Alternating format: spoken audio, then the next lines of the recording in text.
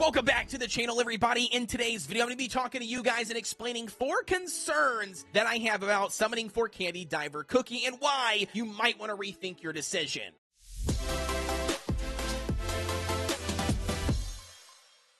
Diving into the very first concern I have on Candy Diver Cookie, and that's going to bring us to the fact that they do not take any damage. As you guys can see here, they have the safeguarded ability, which makes them immune to enemies' attacks. And as you guys already know from the patch notes, the safeguarded mechanic not only prevents them from taking damage, but it also prevents them from being defeated. And last but not least, the survival of the cookies with the safeguarded ability will not affect the result of the battle. Meaning, if all other cookies that do not have the safeguarded have fallen, the battle will automatically end. So with this, that leads me into the very first concern I have around Candy Diver Cookie, and it's going to just come down to as simply, we're running now with only 4 cookies instead of 5 if you have Candy Diver on your team. And what I mean by that is prior to Candy Diver and this new safeguarded mechanic, we basically had 5 cookies on our team. All 5 of those cookies had to die in any battle, whether it was PvE or PvP, in order for the opponent to win the match. Now that's not the case, so the enemy now basically only has to kill 4 cookies on your team because Candy Diver doesn't count in order to get the win. Definitely going to be problematic in a lot of situations, and it makes it very easy for like high burst damage dealing teams.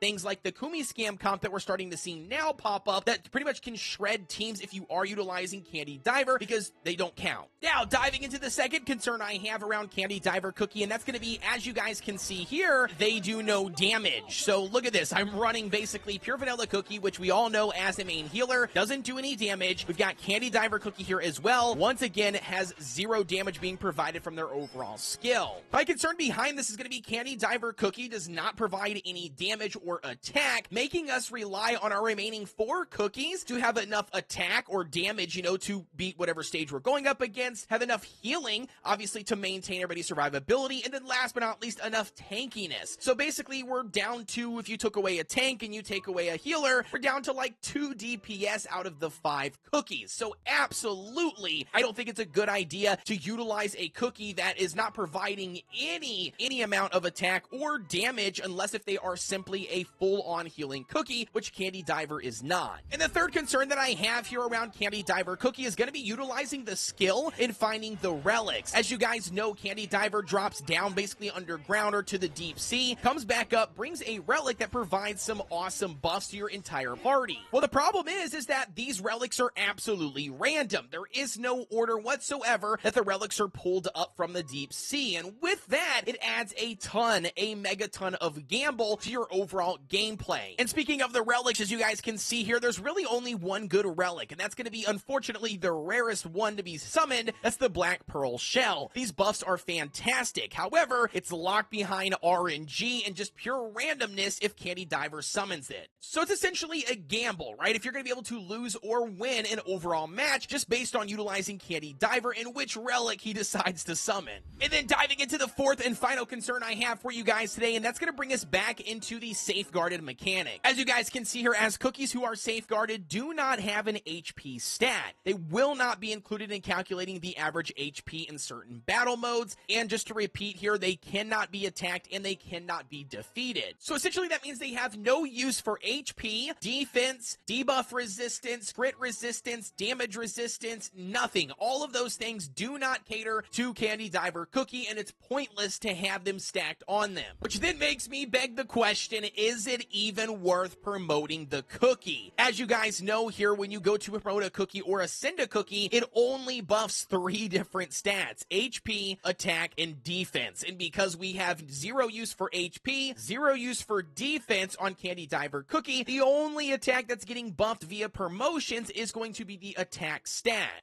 And I can tell you guys from experience of promoting several cookies to 5-star promotion and even 5-star ascension, it is not worth your resources and investment to promote Candy Diver Cookie just for the attack stat alone. It does not even come close to equal to the amount of crystals that you would have to spend to get a 5-star promotion. To kind of wrap things up and give you guys my overall conclusion on my concerns. 1, he's not worth it, guys. He's not worth it. I would 100% just recommend getting 1 copy of Candy Diver Cookie Cookie, getting additional promotions is not going to be worth it. The attack stat, yes, does boost their overall, healing output, but it's still not enough even at a 5-star promotion, and even Ascension, even going to be coming close to what other healers do in the game. And, replying to the buffs, yes, the buffs are nice on that one specific relic, but getting that relic is an absolute gamble. So would you rather go with a risky gambling team where you can lose a lot more versus win, or do you try to build a more stable team composition to then for sure carry you through the late game? I definitely think everybody should be aiming towards a more solid team and not a gamble. Obviously, all this can change if they do drop a buff for Candy Diver Cookie. You guys know I'll be dropping a video if they do something like that in the future. So definitely make sure that you have liked, commented, and subscribed here on the channel so you can stay up to date with that. Also, don't forget we've got a Discord. You can find that link provided down below. We would love to have you. But with that being said, as always, I'll see you guys on the next one.